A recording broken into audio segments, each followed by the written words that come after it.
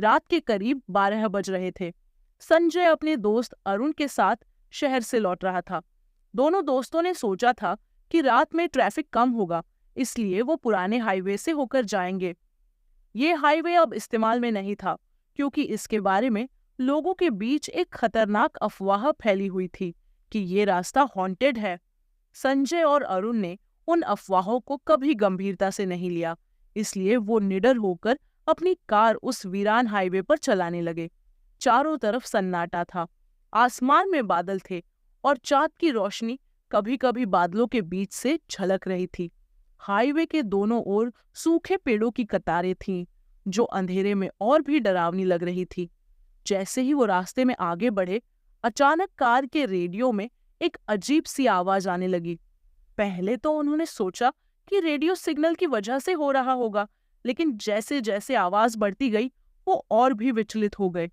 समीर ने रेडियो बंद कर दिया, लेकिन आवाज बंद नहीं हुई। वो अब उनके कानों के अंदर गूंजने लगी थी। अरुण ने संजय की ओर देखा और बोला, "ये क्या हो रहा है भाई?" संजय ने कुछ नहीं कहा और कार की रफ्तार बढ़ा दी। तभी अचानक सामने एक सफेद साड़ी में एक औरत खड़ी दिखाई दी। समीर ने तुरंत ब्रेक मारे, लेकिन जैसे ही कार रुकी, वो औरत गायब हो गई। दोनों दोस्त घबरा कर बाहर निकले, लेकिन उन्हें वहां कोई नहीं दिखा। अरुण ने डरते हुए कहा, "संजय, मुझे लगता है ये वही औरत है जिसके बारे में लोग कहते थे। कहा जाता था कि कुछ साल पहले इसी हाईवे पर एक भयानक एक्सीडेंट हुआ था, जिसमें एक महिला की मौत हो गई थी।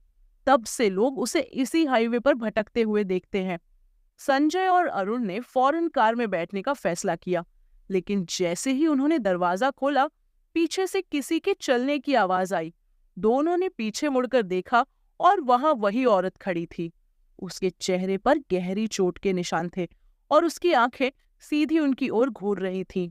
संजय ने तेजी से कार स्टार्ट की और पूरा जोर लगाकर गैस पर पैर रखा, लेकिन कार जैसे जगह पर जमी हुई थी।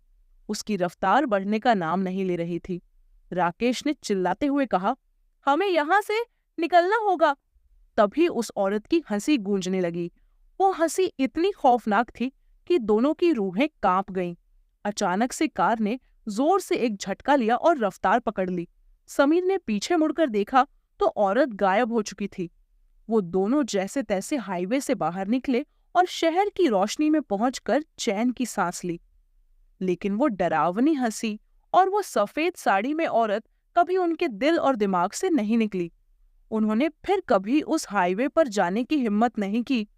कहते हैं, उस हाईवे पर जो भी रात में सफर करता है, वो कभी वापस सही सलामत नहीं लौटता।